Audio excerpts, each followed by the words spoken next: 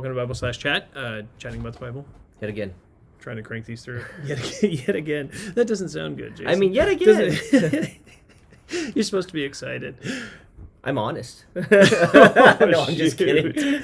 Oh, my. Hypocrisy is bad. Remember that. Yeah, exactly.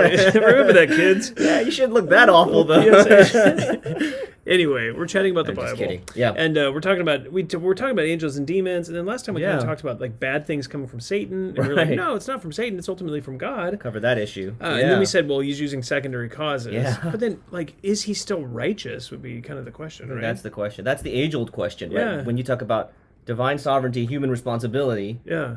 like, wait a minute. If God causes calamity, like you just said from Isaiah 45? Yeah. How is it that he can still be wholly righteous? Yeah, totally. So how do we answer that? Yeah, it's tricky. Which is So a massive question. It is, but- and really not one that we can answer in a little 5-minute No. video. But we'll talk a little bit about it. So in James chapter 1, verse 13, he says, let no one say when he is tempted, I am being tempted by God. Right. Now, what's fascinating there is you just said in the last video that God is sovereign over everything, right? He uses secondary causes. Yeah. And so James says, you can't say that Yeah. you're tempted by God. And then he says that for God himself cannot be tempted by evil, and he himself does not tempt anyone. Wow. So he says God doesn't do evil things, and he Right. doesn't tempt people to do evil things. Right. So there's a sense where there's this secondary cause, primary cause, and we say, well, how is it possible that in primary causality he can remain righteous? Right. And secondary causality use evil people, evil things Right. to bring about purposes. Yeah. And there isn't a great answer for that. I don't think there's an easy answer. Yeah. We do know that he remains righteous in his primary causality. Psalm Yeah. 71:19, he says, "For your righteousness, O God, reaches to the heavens." Mm-hmm. His righteousness is complete. There's no Yeah. end to his righteousness. Yep. It's massive. Yep. There are multiple other places where it talks about that. Yep. He's righteous in all of his deeds. Yep. Everything that he does is righteous. Yep. And so what we know is God is ultimately righteous over everything. Right. And then unrighteousness happens under that, Right. in secondary causes, and Right. those unrighteous things are ultimately Uh-huh. like people are being tempted by those secondary causes, Right, and God is right. ultimately in authority Like the over devil or their own flesh, Yeah. the world. Exactly. Yeah. Uh-huh. Yeah.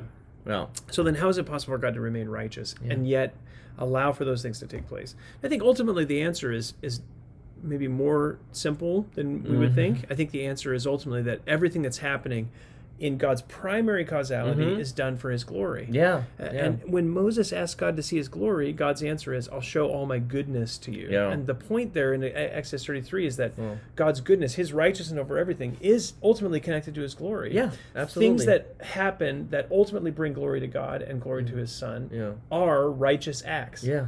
So even the death of the wicked, though it's under his absolute sovereignty, is seems to be an unrighteous thing. An unrighteous person who dies goes to hell.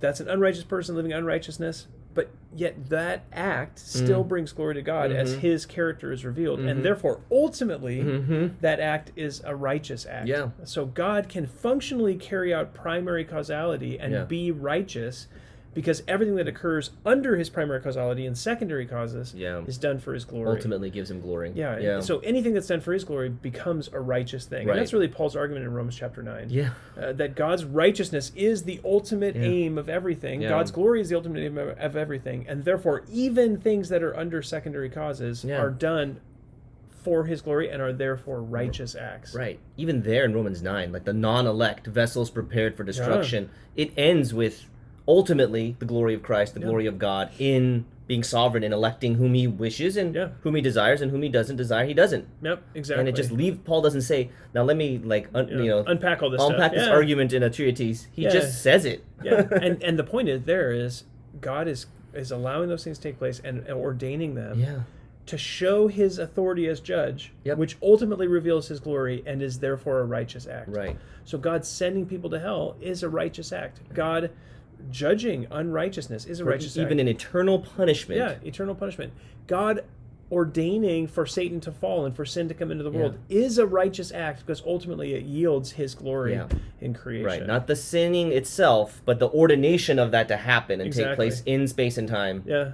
It's Which is ultimately a just righteous act. Crazy. It's in a crazy the best thought. way. I don't think there's an answer that goes deeper than that for the creation of the world. Because everything exists for his glory. God remains righteous. Everything is coming together ultimately to bring glory to him. Yep.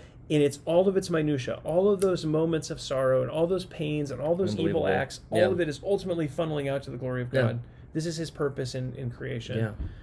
And I would say then his revelation of himself to us and our knowledge of his glory is the most loving thing he can do. God is a God of love in all of this authority, sovereignty for his glory. Right.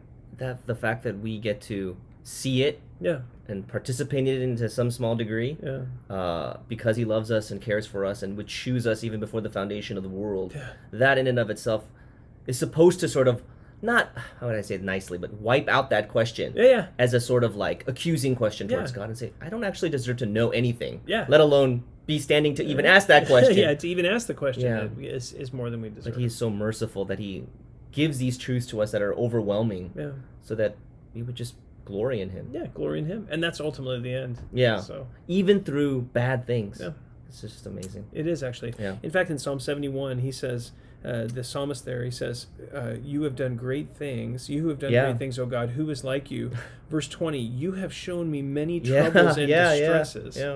You have hurt me, he says, the psalmist says, yet you will revive me again and will bring me up again from the depths of the earth. In other words, at the end of the day, God's righteousness is ultimately going to terminate in the glorification of his people and his honor being extolled for all of eternity. That just reminds me, as a last thing, that shows up all throughout the Psalms. Oh, how long, O Lord? You know, all these things are happening to me. I know you're doing that. You're in charge. And then, but he always ends up with hope. Yeah, absolutely. Always ends up in like praising God, trusting in him, worshiping him. Yeah. And these are guys who really went through some bad stuff, like seriously. David. You know, seriously. It's amazing. Well, thanks. Yeah, thanks you. So much. No, appreciate it. That's awesome. Thanks for this. If you have any questions, feel free to drop them into the comments below. Thank you.